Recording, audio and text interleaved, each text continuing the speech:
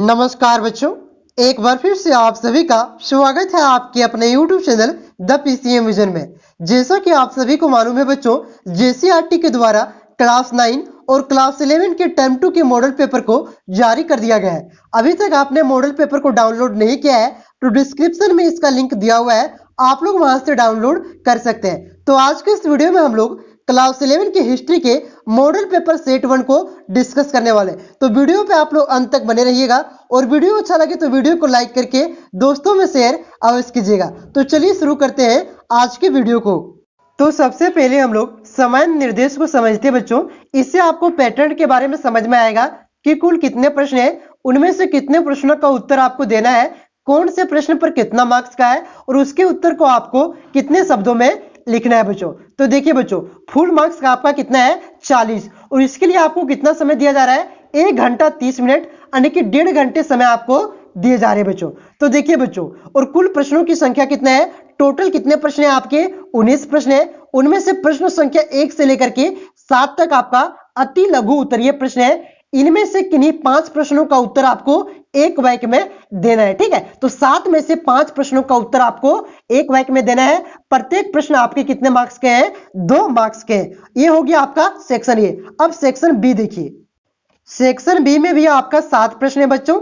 ये प्रश्न संख्या 8 से लेकर के 14 तक है। ये आपका लघु स्तरीय प्रश्न है। यहाँ पे भी 7 प्रश्न है और इनमें से किन्हीं 5 प्रश्नों का उत्तर आपको देना है जो आप लोग अच्छा से जानते हैं और अधिकतम आपको 50 वर्ड में देना है। इससे ज्यादा वर्ड में नहीं दीजिएगा क्योंकि आपके पास समय मात्र 1.5 घंटा का ही दिया गया है। और यहाँ पे प्रत्येक प्रश्न आपका कितना मार्क्स का रहेगा, 3 मार्क्स का रहने वाला है। अब देखिए सेक्शन सी। सेक्शन सी का प्रश्न आपका 15 से लेकर के 19 तक है। यहाँ पे 5 प्रश्न है और ये 5 में से आपको 3 प्रश्नों का उत्तर देना है और अधिकतम 150 शब्दों में आपको उत्तर लिखना है और प्रत्येक प्रश्न के लिए आपको कितना मार्क्स मिलेगा, 5 मार्क्स मिलने वाला है बच्चों। तो आप लोगों ने यहाँ पे पैटर्न को समझ लिया। अब चलिए हम लोग चलते हैं सीधा प्रश्नों पर। तो देखिए बच्चों, पहला प्रश्न है द लास्ट सफर चित्र को किसने बनाया था। तो इसका राइट आंसर हो जाएगा लियोनार्डो दा विंची। इन्होंने ही एक और प्रसिद्ध चित्र बनाया है बच्चों, मोनालिसा। तो दोनों पॉइंट आप लोग याद रखिएगा, मोनालिसा और द लास्ट सफर दोनों चित्र को ही इन्होंने बनाया है। उसके बाद देखिए बच्चों, दूसरा क्वेश्चन है कोलंबस अमेरिका कब पहुंचा था। तो इसका राइट आंसर हो जाएगा 12 अक्टूबर 1492 ईस्वी को। कोलंबस अमेरिका कब पहुंचा था, 12 अक्टूबर 1492 ईस्वी को इन्होंने ही अमेरिका की खोज किया था। ये भारत की खोज में निकला था बच्चों, लेकिन ये गलती से अमेरिका पहुंच जाते। ठीक है, तो आपसे क्वेश्चन घुमा करके पूछा जा सकता है कि कोलंबस ने अमेरिका की खोज कब किया था। तो 12 अक्टूबर 1492 को अमेरिका की खोज किया था या उस दिन अमेरिका पहुंचा था। उसके बाद नेक्स्ट क्वेश्चन है बच्चों, पुनर्जागरण शब्द की उत्पत्ति किस शब्द से हुई है। तो देखिए बच्चों, पुनर्जागरण शब्द की उत्पत्ति फ्रेंच भाषा की रेनेसांस शब्द से हुई है। तो उसके बाद नेक्स्ट क्वेश्चन है एज़टेक संस्कृति की राजधानी कहाँ थी। तो एज़टेक संस्कृति की राजधानी टेनोक्टिलान था। कहाँ पे, टेनोक्टिलान एज़टेक संस्कृति की राजधानी थी। इसका पीडीएफ आपको टेलीग्राम ग्रुप में मिल जाएगा बच्चों। टेलीग्राम ग्रुप का लिंक नीचे डिस्क्रिप्शन में दिया हुआ है, आप लोग ज्वाइन कर लेंगे। ठीक है, उसके बाद देखिए अगला क्वेश्चन है वाटर फ्रेम का आविष्कार किसने किया था। तो देखिए बच्चों, वाटर फ्रेम क्या था, वाटर फ्रेम एक सूत काटने वाली मशीन था। कब उसका आविष्कार किसने किया था, तो रिचर्ड आर्केराइट ने किया था। कब किया था, 1769 ईस्वी में किया था। तो आप लोग सिर्फ रिचर्ड आर्केराइट लिखते हैं फिर भी चलता, तो मैंने यहाँ पे बता दिया। आपसे क्वेश्चन ये भी पूछा सकता है कि वाटर फ्रेम क्या था। तो ये सूत काटने वाली मशीन था, इसका आविष्कार रिचर्ड आर्केराइट ने किया था। कब किया था, 1769 ईस्वी में किया था बच्चों। उसके बाद देखिए अगला क्वेश्चन है केंद्र बैंक ऑफ इंग्लैंड की स्थापना कब हुई थी। तो 27 जुलाई 1694 को हुई थी। कब हुआ था, 27 जुलाई 1694 को हुआ था बच्चों। कहीं कहीं पे आपको 1844 देखने को मिलेगा। ठीक है, तो ये आपका गलत है, ये आपको सिर्फ गूगल में देखने को मिलेगा। आप लोग एनसीईआरटी बुक चेक कीजिएगा, वहां पे आपको 27 जुलाई 1694 देखने को मिलेगा। ठीक है, और ये विश्व का पहला केंद्रीय बैंक था बच्चों। उसके बाद देखिए अगला क्वेश्चन है और ये 7वां प्रश्न है आपका, मेजी पुनर्स्थापना कब हुई। तो मेजी पुनर्स्थापना 1868 में कहां पे हुआ था, जापान में हुआ था। ठीक है, मेजी पुनर्स्थापना कहां का बात है, जापान का। इसकी स्थापना कब हुआ था, 1868 1968 में हुआ था बच्चों। उसके बाद देखिए यहां तक हम लोगों ने अति लघु उत्तरीय प्रश्न देखा बच्चों। ये 7 प्रश्न था, 7 में से जो आप लोग अच्छा से जानते हैं उनमें से कोई 5 प्रश्न का उत्तर आपको देना था और प्रत्येक प्रश्न आपका 2 नंबर का था। अब 8 से जो 14 नंबर तक प्रश्न है बच्चों, ये आपको कितना नंबर का है? 3 नंबर का प्रश्न है। इनमें यहाँ पे भी आपका 7 प्रश्न है और ये 7 में से आपको कोई 5 प्रश्न का उत्तर देना है जो आप लोग अच्छा से जानते बच्चों। तो यहाँ पे मैं सातों को यानी कि पूरी 1900 प्रश्नों का उत्तर बताऊंगा, वहां पे जो प्रश्न आएगा और अधिकतर क्वेश्चन आपका मॉडल पेपर से ही रहेगा, तो उसे आप लोग वहां पे लिखिएगा, ठीक है। तो देखिए बच्चों 8वां नंबर का प्रश्न है, इटली के नगरों का पुनरुत्थान कैसे हुआ? तो देखिए 14वीं शताब्दी से 17वीं शताब्दी के अंत तक यूरोप के अनेक देशों में नगरों की संख्या बढ़ने लगी तथा एक विशेष प्रकार की नगरीय संस्कृति का विकास होने लगा। 12वीं शताब्दी में मंगलों मतलब मंगोलिया जो चीन और रूस के बीच में है, ठीक है, मंगलों और चीन के बीच व्यापार बढ़ने से इटली के नगरों के मुख्य रूप से पुनरुत्थान हुआ। ज्यादा नहीं लिखना है, 30 से 40 तो 50 वर्ड में लिखना है आपको, अधिकतम आपको 50 वर्ड में लिखना है, ठीक है। आपको 40 वर्ड में भी लिख सकते हैं, 60 वर्ड में लिख सकते हैं, लेकिन यही आसपास लिखना है। ज्यादा लिखेगा तो आपके पास समय भी नहीं बचेगा, क्योंकि 1.5 घंटा आपको समय वहां पे दिया जा रहा है। और भी प्रश्न आपको 5-5 नंबर वाला भी लिखना है, ठीक है। उसके बाद देखिए, तो ये आप लोगों ने समझ लिया होगा कि 14वीं से जो 17वीं शताब्दी था बच्चों, उसके अंत में यूरोप के अनेक देश, यूरोप में जैसे आपका इटली हो गया, जर्मनी, ब्रिटेन हो गया, वहां पे क्या हुआ, नगरों की संख्या बढ़ने लगी, एक विशेष प्रकार की नगरीय संस्कृति का विकास होने लगा। 12वीं शताब्दी के में आपका मंगोलिया और चीन और रूस के बीच में है मंगोलिया एक देश बच्चों, तो उसी को मंगलो कहा जाता है, ठीक है। और चीन के बीच व्यापार बढ़ने से इटली के नगरों में मुख्य रूप से पुनरुत्थान होने लगा बच्चों। उसके बाद देखिए 9वां प्रश्न है आपका, मानवतावाद से आप क्या समझते हैं? तो देखिए बच्चों, मानवतावाद का अर्थ क्या होता है? देखिए मानवतावाद ये क्या है? एक सोच है जो मानव मूल्यों एवं उससे जुड़ी समस्याओं के समाधान पर केंद्रित होती है। क्या है? ये मानव के मूल्यों और उससे जुड़ी समस्याओं पर केंद्रित होता है। मानवतावाद विचारधारा मानव के कल्याण के विचारों को बढ़ावा देता है। ये क्या करता है बच्चों? मानव का कल्याण किस प्रकार से हो सकता है, हमारे समाज का कल्याण किस प्रकार से हो सकता है, इसको ये क्या करता है? बढ़ावा देता है, ये मानवतावाद का विचारधारा। तो इतना ही लिखना, ज्यादा आपको नहीं लिखना है। उसके बाद देखिए बच्चों, अगला क्वेश्चन है, एज़टेक, इंका और माया सभ्यता की क्या समानता है, मतलब इनमें से क्या समान था ये तीनों सभ्यता में, सो आपको लिखना है बच्चों, ठीक है।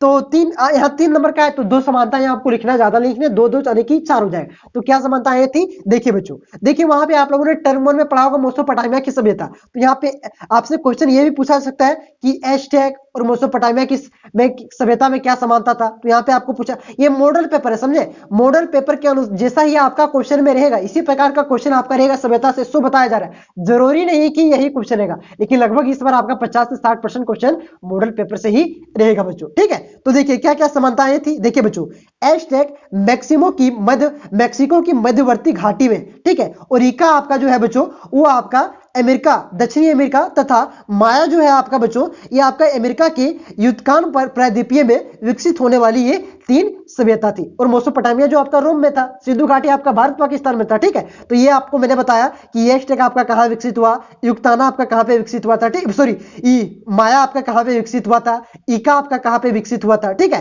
तो ये आप लोग इतना लिख लीजिएगा। उसके बाद लिखिएगा इन तीनों सभ्यता में निम्नलिखित समानताएं हैं, ठीक है। तो देखिए पहला समानता क्या था? अर्थव्यवस्था का आधार था, यह आपका समान था बच्चों। क्या था? तीनों सभ्यता में अर्थव्यवस्था का मुख्य आधार क्या था? कृषि था। एक एक आपका ये समानता हो गया। उसके बाद दूसरी समानता क्या था? स्थापत्य कला। देखिए एज़टेक, इका एवं माया तीनों सभ्यताओं में विशाल भवन, मंदिर, चबूतरा आदि देखने को मिलता था, जो मतलब समान, मतलब वहां पे भी विशाल भवन था, तो ये आपका एज़टेक में भी विशाल भवन था, इका में भी विशाल भवन था, आपका माया में भी था, तीनों इसमें बराबर लगभग भवन था, ठीक है। मंदिर भी आपका था, चबूतरा भी था, आदि देखने को मिलता था, जो इस बात की पुष्टि करता था कि स्थापत्य कला के क्षेत्र में तीनों की समानताएं निहित है, मतलब तीनों की समानताएं, तीनों एक समान था, ठीक है। उसके बाद देखिए बच्चों, तीसरा इसमें क्या था? समाज श्रेणीबद्ध। यहाँ पे 3 मैंने लिख दिया, 3 आपको वहां पे भी लिख देना, ठीक है। देखिए समाज श्रेणीबद्ध था। एज़टेक, इका और माया संस्कृति समाज श्रेणीबद्ध रूप में पाया गया, जो यूरोप के अन्य समाज में अलग है, क्योंकि इनमें किसी को संसाधनों की निजी स्वामित्व नहीं बनाया गया। यहाँ पे क्या था, किसी को जिस प्रकार से एक व्यक्ति के हाथ में संसाधनों का स्वामित्व मतलब मालिक नहीं बनाया गया था बच्चों। यूरोप में क्या था, एक ही व्यक्ति के हाथ में संसाधनों का मालिक था और निजी मतलब निजी व्यक्ति के हाथ में ही वहां पे संसाधनों को सौंपा गया था। ठीक है, एक ही व्यक्ति वहां पे मालिक था, यहाँ पे किसी खास व्यक्ति को मालिक नहीं बनाया गया था। ठीक है, तो इस प्रकार से हम लोग क्या कर सकते हैं, उपयुक्त तथ्यों से यह स्पष्ट होता है कि इन तीनों सभ्यताओं में काफी समानताएं थी, काफी समानता थे। ठीक है बच्चों, तो इतना आप लोग लिख लीजिएगा, 3 नंबर आपका नहीं कटने वाला है। इसी प्रकार से आपको लोग कमेंट कीजिएगा। अभी ज्योग्राफी का अपलोड होगा तुरंत, ठीक है, इंग्लिश का भी अपलोड होगा, हिंदी इलेक्टिव का अपलोड होगा। हिंदी इलेक्टिव है क्या आपका, हिंदी कोर है, कमेंट करके आप लोग बताइएगा, सारा का अपलोड किया जाएगा बच्चों। ठीक है, उसके बाद देखिए पॉलिटिकल साइंस का नहीं आया है, पॉलिटिकल साइंस का भी आपको इंपॉर्टेंट क्वेश्चन इस चैनल के माध्यम से दिया जाएगा। तो अगर आप चैनल पे नए हैं बच्चों तो चैनल को सब्सक्राइब कीजिए, वीडियो को दोस्तों में ज्यादा से ज्यादा शेयर कीजिए ताकि मुझे भी मोटिवेशन मिले और मैं जल्दी से जल्दी आप सभी के प्रत्येक सेटों का सोल्यूशन मैं करवाऊं। ठीक है, उसके बाद देखिए बच्चों अगला 11 नंबर का आपका क्वेश्चन है, औद्योगिक क्रांति सर्वप्रथम इंग्लैंड में क्यों हुआ। देखिए बच्चों सर्वप्रथम इंग्लैंड में ही आपका औद्योगिक क्रांति हुआ था। ठीक है, उद्योग में एक नया क्रांति देखने को मिला था, कहां से, इंग्लैंड से ही। तो ये क्यों इंग्लैंड से ही इसकी शुरुआत हुई थी, सो आपको यहाँ पे लिखना है। तो ये क्वेश्चन 3 नंबर का है, तो ज्यादा नहीं आपको 3-4 पॉइंट में लिखना है बच्चों। देखिए औद्योगिक क्रांति सर्वप्रथम इंग्लैंड में होने के निम्नलिखित कारण है। ठीक है, तो यहाँ पे इस प्रकार से आप लोग लिख लीजिएगा। देखिए पहला कारण क्या था, इंग्लैंड में संसाधनों की भरपूर मात्रा थी। इंग्लैंड में क्या था, संसाधनों की भरपूर मात्रा था, वहां पे श्रम माने कि मजदूरी बहुत ही सस्ता था, वहां पे ज्यादा इंजीनियर थे, संसाधनों का ज्यादा विकास हुआ इस वजह से। ठीक है, तो इस प्रकार से आप लोग लिख सकते हैं। तो पहला इंग्लैंड में संसाधनों जो संसाधन चाहिए उद्योग के लिए वहां पे काफी मात्रा में था बच्चों। उसके बाद देखिए दूसरा पॉइंट है, तकनीक व वैज्ञानिक क्षेत्र में व्यापक विकास एवं नए नए आविष्कार जैसे वाष्प इंजन, फ्लाइंग शटल, स्प्रिंग, ठीक है, जेनी आदि आदि का विकास वहीं पे हुआ था। इस वजह से वहां पे औद्योगिक क्रांति देखने को सबसे पहले मिली थी बच्चों। उसके बाद देखिए तीसरा क्या था, वहां पे सस्ते श्रम। इस प्रकार से आप लोग लिखिएगा, इंग्लैंड में काफी मात्रा में उस समय सस्ते श्रम उपलब्ध हो जाते थे काफी आसानी से, मतलब कम दाम में मजदूरी। यहाँ पे लेबर खटाते कितना लेता है, 400-500 रुपया लेता है, तो मतलब वहां तो वहां पे क्या था, सस्ता लेबर था। ठीक है, अगर उस टाइम की बात करेंगे हम लोग तो वहां पे सबसे सस्ता लेबर वहीं पर था। इस वजह से औद्योगिक क्रांति वहीं पे पनपा था, शुरू में स्टार्टिंग में वहीं से उसकी शुरुआत हुई थी बच्चों। देखिए चीन से सस्ता सामान, आप लोगों ने सुना होगा कि चाइनीज माल सबसे सस्ता रहता है, तो कारण क्या है चाइनीज माल का सस्ता रहने के कारण, सारा फैक्ट्रियां वहां पे क्यों लगती है, क्योंकि वहां पे सस्ते श्रम की उपलब्धता बहुत ही आसानी से हो जाती है। वहां पे मजदूरी, आपका मजदूर लोग सस्ते में खटाई करते हैं। जैसे यहाँ पे भी वर्तमान में 400 खट रहा है, तो वहां पे 200 में मिल जाता है कंपनी सबको लेबर, इसलिए ज्यादा वहां पे कंपनी लगाते हैं अपना फैक्ट्री। ठीक है, अब देखिए चौथा इसमें पॉइंट है, इंग्लैंड के लोग खगोल विज्ञान एवं गणित में निपुण थे। इंग्लैंड के पास निपुण इंजीनियर थे, इंजीनियर भी वहां पे अच्छा खासा था, पढ़ाई लिखाई में मतलब अच्छा वहां पे लोग थे। इस वजह से वहीं पे औद्योगिक क्रांति का विकास हुआ था सर्वप्रथम। ठीक है बच्चों, तो ये 4 पॉइंट मैंने बताया, कोई भी 3 पॉइंट आप लोग वहां पे लिख सकते हैं, सिर्फ ध्यान से आपको सुनना है, आपको ऑटोमेटिक याद हो जाएगा। ठीक है, अभी आप लोग चाहें तो इसको नोट कर सकते हैं, नोट करिएगा तो और भी फायदा होगा, नहीं तो पीडीएफ तो आपको टेलीग्राम ग्रुप से इसका मिल जाएगा बच्चों। ठीक है, उसके बाद देखिए 12वें प्रश्न पे हम लोग आते हैं, औद्योगिक क्रांति के समय हुए 5 प्रमुख आविष्कार और इनके आविष्कारक का नाम लिखें। तो देखिए बच्चों औद्योगिक क्रांति के समय हुए 5 आविष्कार एवं उनके आविष्कारक। तो एक तरफ हम लोग आविष्कार लिख लेते हैं, क्या क्या आविष्कार हुआ था, और एक तरफ आविष्कार उसको जो बनाया था उसका नाम लिखना है। ठीक है, तो आविष्कार देखिए फ्लाइंग शटल, फ्लाइंग शटल के आविष्कार कौन थे बच्चों, जॉन के थे। उसके बाद देखिए स्प्रिंग जेन, ठीक है, स्प्रिंग जेन, इसके आविष्कारक कौन थे, जेम्स हारग्रीव्स। ठीक है, जेम्स हारग्रीव्स थे। उसके बाद देखिए भाप इंजन, ठीक है, तो भाप इंजन का आविष्कार किसने किया था, जेम्स वाट ने किया था। उसके बाद देखिए कॉटन जिंग, तो इसका आविष्कार किसने किया था, एल व्हिटनी ने किया था। उसके बाद है स्प्रिंग म्यूल, ठीक है, तो इसका क्रॉम्पटन ने इसका आविष्कार किया था। अभी कुछ देर पहले आप लोगों ने देखा होगा बच्चों वाटर फ्रेम, ठीक है, तो आप लोग उसे भी लिख सकते हैं कि वाटर फ्रेम के आविष्कार किसने किया था, रिचर्ड आर्कराइट ने किया था। ठीक है, तो उसे भी आप लोग लिख सकते हैं। ठीक है, तो वाटर फ्रेम वाटर का कोई मशीन नहीं था, वो क्या था, सूत काटने वाला मशीन था बच्चों। तो कोई भी आप लोग लिख सकते हैं, 7-8 बहुत सारा आविष्कार हुआ था जो आपके बुक में दिया होगा 10-15। ठीक है, तो मैंने 5 यहाँ पे आपको बता दिया, कोई भी आप लोग लिख सकते हैं।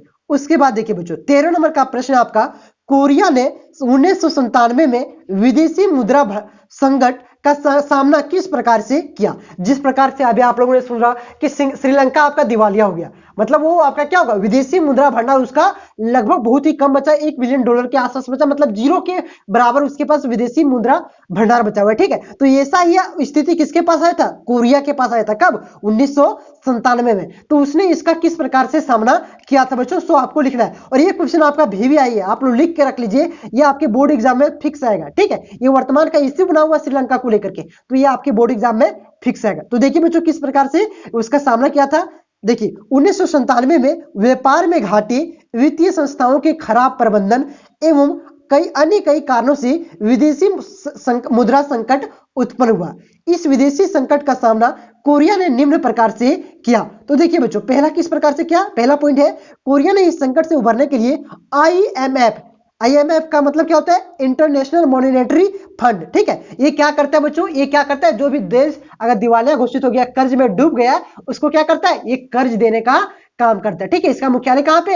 न्यूयॉर्क में है, अरे कि अमेरिका में इसका मुख्यालय है। मतलब एक बार इससे लोन अधिकतर आदमी नहीं लेना चाहता है, एकदम अंतिम खटिया खड़ा हो जाता है, कहते हैं खटिया खड़ा है, मतलब लास्ट में स्थिति पूरा खराब हो जाता है, तभी इससे कोई लोन लेता है। इससे लोन क्यों नहीं लेना चाहता है? क्योंकि अपना अर्थव्यवस्था, मतलब यार इसका नियम मानना पड़ता है, इस वजह से। तो आखिरी में अभी तक श्रीलंका ने भी इससे लोन नहीं लिया हुआ है, दिवालिया घोषित हो गया फिर भी इससे लोन नहीं लिया है बच्चों, क्योंकि इसका नियम है पूरा खराब है, इसके अनुसार आपको चलना पड़ेगा, इससे अगर आप लोन लीजिएगा। तो ये क्या करता है? लोन देने का काम करता है। तो इससे सहयोग लिया, इससे लोन लिया था। ठीक है, दूसरा पॉइंट देखिए, यह संकट कोरिया के लिए एक बड़ी आर्थिक संकट के रूप में सामने आया। इससे उबार पाने के लिए कोरिया के नागरिकों ने गोल्ड मूवमेंट कंसेशन चलाया, विदेशी कर और ऋण चुकाने के लिए प्रयास किया। तो क्या चलाया? गोल्ड मूवमेंट कंसेशन चलाया। किसने? उत्तर कोरिया के लोगों ने। ठीक है, उसके बाद देखिए, तो इस प्रकार से क्या हुआ, 1997 में विदेशी मुद्रा संकट से मुलाकात मतलब सामना करते हुए निपटने का प्रयास किया बच्चों। और देखिए अभी उत्तरी जो आपका कोरिया है बच्चों, अभी तो बढ़ गया, ठीक है ना, दक्षिणी कोरिया आपका, उत्तरी कोरिया, कोरिया कितना आगे बढ़ गया, दोनों किम जोंग वाला उत्तरी कोरिया भी बहुत आगे बढ़ गया है आपका, और दक्षिणी कोरिया जो सैमसंग का कंपनी है देखे, ठीक है ना, तो दक्षिणी कोरिया भी आपका आगे बढ़ गया है बच्चों। ठीक है, तो किस प्रकार से सामना किया, 2 पॉइंट आप लोग लिख दीजिएगा, आपको नंबर मिल जाएगा बच्चों। उसके बाद देखिए अगला क्वेश्चन है आपका, भारत की खोज में वास्को डिगामा की क्या भूमिका रही? तो देखिए बच्चों, जिस भारत की खोज के प्रयास में 1492 में अमेरिका की खोज हो गया। देखिए आपको मैंने बताया कि जो कोलंबस था ना, वो भारत खोजने के लिए आया था, लेकिन क्या हुआ, उसके चक्कर में उन्होंने अमेरिका को खोज दिया। ठीक है, उस भारत की खोज के बारे में जानना हमारे अध्ययन के लिए काफी महत्वपूर्ण हो जाता है। उपयुक्त संबंध में जहां तक भारत की खोज की बात है, वास्को डिगामा की भूमिका का प्रश्न है, तो इनकी भूमिका काफी महत्वपूर्ण था, क्योंकि भारत की खोज का प्रयास फ्रांस, पुर्तगाल, स्पेन के नरेश के द्वारा काफी किया जा रहा था। इस क्रम में पुर्तगाल नरेश की सहायता के क्रिस्टोफर कोलंबस अपने 87 सहयोगियों के साथ भारत की यात्रा पर निकल पड़ा, पर वह किंतु भारत ना पहुंचकर कहां पे पहुंच गया, अमेरिका पहुंच गया था बच्चों। ठीक है, तो पहले कौन आया आपका, क्रिस्टोफर जो कोलंबस है बच्चों, कोलंबस आया, लेकिन वो अमेरिका पहुंच गया। उसके बाद क्या हुआ, इस खोज के बाद वास्को डिगामा जो पुर्तगाल के थे, ठीक है ना, कि मन में भारत की खोज की आसान हो गया। मतलब एक तो अमेरिका खोज लिया, और एक और कौन निकले थे बच्चों, उसको मेंशन नहीं करना है, उन्होंने भी आपका खोज लिया था अफ्रीका। ठीक है, तो उससे क्या हुआ, आसान हो गया, इधर वो अमेरिका है, इधर अमेरिका है, इधर अमेरिका है, इधर अफ्रीका है, तो जाएंगे किधर, अब दूसरा मान के चलते, इधर आपका अमेरिका मिल गया, इधर आपका अफ्रीका मिल गया, तो अब यहाँ पे हम है, तो इधर हमको जाना पड़ेगा। तो ये क्या हुआ, वास्को डिगामा के लिए आसान हो गया। ठीक है, तो इन्होंने क्या किया बच्चों, देखिए भारत की खोज के आसान हो गई, और अथक प्रयास के उपरांत मई, यहाँ पे आपका लिख दिया, गलती हो गया। ठीक है, 1998 नहीं होगा, यहाँ पे 1498 हुआ, थोड़ा मिसप्रिंट हो गया है, जो आपको प्रिंट ए PDF मिलेगा उसमें सुधार दिया जाएगा, तो आप लोग नोट करिएगा। 1498 क्या हुआ, अथक प्रयास के कारण 1498 में पुर्तगाली नरेश मैनुअल प्रथम के आशीर्वाद से भारत के केरल स्थित, कहां पे, कालीकट होगा। ठीक है, कालीकर लिख दिया गया है, कालीकट पहुंचे, जहां स्थानीय राजा भेजारिन ने इनकी स्वागत किया, और उसे क्या किया, डिस्कवरी ऑफ इंडिया की उपाधि दिया। किसे, वास्को डिगामा को।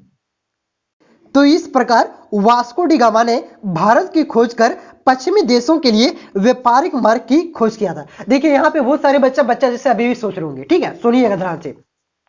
वास्को डिगामा जो था बच्चों, उन्होंने भारत की खोज नहीं किया था, खोजते किसको, जो छुप जाता है, ठीक है। उन्होंने एक समुद्री मार्ग की खोज किया था ताकि यूरोप के लोग क्या कर सके, भारत से व्यापार कर सके, ठीक है। भारत तो पहले भी था, 1498 के पहले भी भारत एग्जिस्ट करता था। हमारा भारत लगभग 10,000 साल पहले से एग्जिस्ट कर रहा है, ठीक है। लेकिन उन्होंने क्या किया था, समुद्री मार्ग का खोज किया था। ये आपका भारत है, तो यहां से इन्होंने समुद्री मार्ग की खोज किया था बच्चों, कि यहाँ मतलब यहाँ पे भारत है, इससे हम लोग ये रास्ता से भारत जा सकते हैं, ठीक है, और व्यापार कर सकते हैं, ठीक है बच्चों। तो यहाँ पे आप लोग याद रखिएगा 1498 में भारत की खोज किया था, किसने किया था, वास्को डी गामा ने किया था बच्चों। उसके बाद देखिए अगला क्वेश्चन है। अब जो आपका क्वेश्चन है बच्चों, वो आपका 15 नंबर से 19 नंबर तक जो क्वेश्चन है, 5 नंबर तक, ठीक है। यहाँ पे आपका 5 प्रश्न है बच्चों, इनमें सॉरी 5 प्रश्न है यहाँ पे, और ये 5 में से आपको 3 प्रश्नों का उत्तर लिखना है, जो आप लोग अच्छा से जानते हैं, ठीक है। तो मैं 5 प्रश्नों का उत्तर यहाँ पे मैं आपको बता रहा हूं। तो देखिए बच्चों 15 नंबर का प्रश्न है आपका, पुनर्जागरण के उद्देश्य और विकास का कारण बताइए। तो देखिए बच्चों, पुनर्जागरण एक फ्रेंच भाषा का शब्द है जिसका शाब्दिक अर्थ फिर से जगना है। तो इसका आपसे 2 नंबर में क्वेश्चन आ सकता है, ठीक है। वहां पे क्या था, पुनर्जागरण किस शब्द से लिया गया, किस शब्द से लिया गया है, ठीक है। तो आप यहाँ पूछ सकता है कि पुनर्जागरण का अर्थ क्या होता है। तो आप लोग याद रखिएगा, पुनर्जागरण का अर्थ क्या होता है, फिर से जगना होता है। देखिए 14वीं और 17वीं सदी के बीच यूरोप में जो सांस्कृतिक और धार्मिक प्रगति, आंदोलन तथा युद्ध हुआ, उन्हें ही क्या कहा जाता है, पुनर्जागरण कहा जाता है। मतलब 14वीं से और 17वीं शताब्दी के बीच यूरोप में जो सांस्कृतिक और धार्मिक प्रगति, मतलब आंदोलन हुआ बच्चों, युद्ध हुआ, उसे क्या कहा जाता है, पुनर्जागरण कहा जाता है, ठीक है। चाहे धार्मिक प्रगति हो, या तो सांस्कृतिक प्रगति हो, या तो युद्ध हो, जो भी हो, इस जो प्रगति देखा गया जो यूरोप में आपका, उसे ही पुनर्जागरण कहा जाता है। इसका अर्थ, शाब्दिक अर्थ क्या होता है, फिर से जगना, ठीक है। ये आपका फ्रेंच भाषा यानी कि फ्रांसीसी भाषा का शब्द है। अब देखते हैं इसके पुनर्जागरण के उदय और विकास के कारण। देखिए बच्चों, व्यापार तथा नगरों का विकास पुनर्जागरण का सबसे महत्वपूर्ण कारण वाणिज्य व्यापार का विकास था। सबसे महत्वपूर्ण कारण इसका क्या था, इसका व्यापार और नगरों का विकास का वाणिज्य कारण था बच्चों। नए नए देशों के साथ लोगों का व्यापारिक संबंध कायम हुआ और उन्हें वहां की सभ्यता संस्कृति को जानने का अवसर मिला। व्यापार के विकास से नए व्यापारी वर्ग को जन्म दिया। देखिए बच्चों, आप लोगों को देखिए वहां पे क्या हुआ, कोलंबस ने 1492 में क्या किया, अमेरिका का खोज कर लिया। वास्को डी गामा ने भारत का खोज कर लिया 1498 में। तो इससे क्या हुआ, अलग अलग विभिन्न देशों में, ये यूरोप के थे ना, पुर्तगाली थे ना आपका वास्को डी गामा, और कोलंबस भी आपका इटली का था, ठीक है। तो ये यूरोपियन थे। तो यूरोप में क्या हुआ, ये दूसरे देशों की खोज किया, वहां से उसके सभ्यता और संस्कृति का उसको जाने, ठीक है। तो वहां से क्या व्यापारिक वर्ग का विकास हुआ, और इससे क्या हुआ, पुनर्जागरण का विकास हुआ बच्चों, ठीक है। इसके महत्वपूर्ण कारक यही थे। उसके बाद देखिए 16 नंबर का प्रश्न है, नवीन मार्गों की खोज में पुर्तगाल और स्पेन के योगदान की उल्लेख करें। तो देखिए बच्चों, मतलब पुर्तगाल मतलब 2 देश था ना, तो इन्होंने इसका योगदान क्या रहा नई नई मार्गों को खोजने में। देखिए पहले मैंने आपको बताया कि वास्को डी गामा ने भारत की खोज नहीं किया था, उन्होंने एक मार्ग की खोज किया, समुद्री मार्ग, समुद्री रास्ता का खोज किया था, ठीक है। और कोलंबस ने भी आपका समुद्री रास्ता का खोज किया था अमेरिका जाकर के, ठीक है। तो ये नई नई मार्ग का जो खोज हुआ, उसमें पुर्तगाल और स्पेन का क्या योगदान था, उसका उल्लेख आपको करना है। तो देखिए बच्चों, 1498 में नई समुद्री मार्ग की खोज का श्रेय वास्को डी गामा को जाता है। 1580 में पुर्तगाल पर स्पेन का कब्जा हो जाने के कारण डच व्यापारियों के लिए लिप्सन के द्वार हमेशा के लिए बंद हो गया। व्यापार की इन आवश्यकताओं के लिए नए राजनीतिक समीकरण को जन्म दिया। अब इन व्यापारियों ने सीधे व्यापार करने की नीति बनाई। उसके बाद देखिए अब आते हैं अगला क्वेश्चन पर। 17 नंबर का क्वेश्चन देखिए बच्चों, अमेरिका की खोज में कोलंबस की क्या भूमिका थी। अमेरिका की खोज कब हुआ, 1492 में हुआ था। तो इसमें कोलंबस ने किया था, तो इसकी महत्वपूर्ण भूमिका थी। तो इसके क्या क्या भूमिका थी, उसके बारे में वर्णन करना है। तो देखिए बच्चों, इसका आंसर, अमेरिका की खोज में कोलंबस की क्या भूमिका रही। फिर से क्वेश्चन में आ गया क्या, देखिए उत्तर देखिए, 2 मिनट प्रिंट हो गया, इसको काट दीजिए, ठीक है। देखिए यूरोप में नाविक एक ऐसे देश के समुद्री मार्ग की खोज पे निकल पड़े जिसके बारे में सुना बहुत था लेकिन देखा नहीं था, ठीक है। इन नाविकों में से एक का नाम था क्रिस्टोफर कोलंबस, जो इटली के निवासी थे। कहां के निवासी थे, इटली के निवासी थे। भारत का समुद्री मार्ग खोजने के लिए निकले कोलंबस अंटार्कटिक महासागर में भ्रमित हो गए। मतलब अंटार्कटिक महासागर में क्या किए, अपना रास्ता भटक गए थे। भ्रमित का मतलब अपना रास्ता भूल जाना, ठीक है। देखिए, और अमेरिका की तरफ पहुंच गए। कोलंबस को लगा कि अमेरिका ही भारत है, इसी कारण वहां के मूल निवासियों को रेड इंडियंस के नाम से जाना जाता है, ठीक है। तो इन्होंने क्या क्या, इंडियंस, हम इंडिया आ गए, इंडिया आ गए। ये कोलंबस को लगा कि हम भारत पहुंच गए बेटा, लेकिन कहां पहुंच गया था, अमेरिका पहुंच गया था, ठीक है। तो ये अमेरिका की खोज में कोलंबस का क्या भूमिका थी, ये यहाँ पे लिख दिया। उसके बाद देखिए बच्चों, 18वां प्रश्न है आपका, औद्योगिक क्रांति के समय किए गए आविष्कारों की दिलचस्प विशेषताएं क्या थी। देखिए बच्चों, औद्योगिक क्रांति से आपका 10 नंबर का प्रश्न आ रहा है, तो ये चैप्टर को आप लोग क्लियर कर लीजिएगा। देखिए 2 नंबर में भी एक प्रश्न था, 5 नंबर में भी आपका एक प्रश्न है, और 3 नंबर में भी आपका एक प्रश्न था, ठीक है। तो ये यहां से आपका 10 नंबर का प्रश्न आ रहा है, तो इस चैप्टर को आप लोग क्लियर कर लीजिएगा, औद्योगिक क्रांति को, ठीक है। तो देखिए इसकी क्या क्या विशेषताएं था बच्चों। पहला विशेषता क्या था, इन आविष्कारों के कारण अनेक उद्योगों जैसे लोहा तथा इस्पात उद्योग, कपड़ा उद्योग, जहाज निर्माण उद्योग को काफी प्रोत्साहन मिला था। किससे के कारण, औद्योगिक क्रांति के में जो नई नई विकास हो रहे थे, नई नई आपका आविष्कार हो रहे थे, उसके कारण, ठीक है। उसके बाद देखिए दूसरी विशेषता क्या था, इन आविष्कारों के फलस्वरूप वाणिज्यवाद एवं उपनिवेशवाद का प्रभाव बढ़ गया। किसका प्रभाव बढ़ गया, वाणिज्यवाद और उपनिवेशवाद का प्रभाव बढ़ गया बच्चों। उसके बाद देखिए तीसरा विशेषता है, इन आविष्कारों के लिए वैज्ञानिकों ने नहीं बल्कि साधारण लोगों के प्रयास किए और ये अपने प्रयासों में भी सफल हो गए।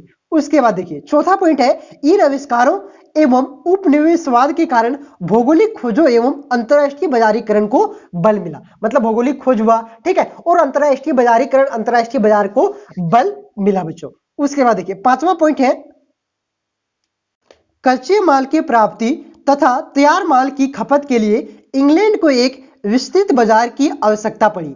इसके स्थान के लिए इंग्लैंड को प्रोत्साहित किया गया। तो औद्योगिक क्रांति के समय क्या हुआ बच्चों, जो आविष्कार हुए थे ना, तो उसकी वजह से क्या हुआ, कच्चे माल की प्राप्ति के लिए, तैयार माल की खपत के लिए इंग्लैंड को एक विस्तृत बाजार की आवश्यकता थी। इसके लिए क्या हुआ, इंग्लैंड को प्रोत्साहित किया गया। अब आते हैं 19वां प्रश्न, और यह आपका आखिरी प्रश्न है बच्चों। देखिए पश्चिमी शक्तियों के द्वारा पेश की गई चुनौतियों की सामना छिंगा राजवंश ने कैसे किया।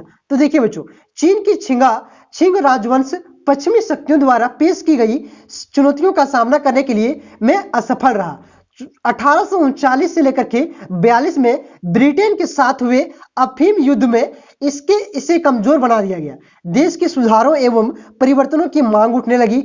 छिंग व राजवंश इसमें भी असफल रहा और देश में गृह युद्ध की लपेट में आ गया। तो किस प्रकार से असफल रहा, ठीक है, कैसे सामना किया, ये आपको मैंने बताया। तो 19 प्रश्नों का उत्तर मैंने आपको बता दिया बच्चों। इसका पीडीएफ आपको टेलीग्राम ग्रुप में मिल जाएगा, लेकिन 1-2 दिन बाद मिलेगा। क्यों 1-2 दिन मिलेगा, कुछ यूट्यूबर है ना, फेक यूट्यूबर है, इस पीडीएफ का वो लोग गलत फायदा उठाते हैं और खुद वीडियो बना देते हैं, ठीक है। मेहनत हम कर रहे हैं, टाइपिंग हम कर रहे हैं, आंसर हम बता रहे हैं, पीडीएफ आपको देंगे तुरंत उसके हाथ में भी लगेगा और ऐसे कर। तो 1-2 दिन आप लोग बर्दाश्त कीजिए, इसका पीडीएफ मैं टेलीग्राम ग्रुप में दे दूंगा, ठीक है बच्चों। तो अभी आपका सेट 2 कुछ देर में अपलोड हो जाएगा, ज्योग्राफी का भी अपलोड होगा और पॉलिटिकल साइंस का भी इंपॉर्टेंट क्वेश्चन अपलोड होगा, same to same model paper के जैसा जो आपके टर्म 2 के सिलेबस में है बच्चों, ठीक है। और कौन कौन से सब्जेक्ट का आपको जल्दी चाहिए कमेंट करके अवश्य बताइएगा। मिलते हैं नेक्स्ट वीडियो में, धन्यवाद।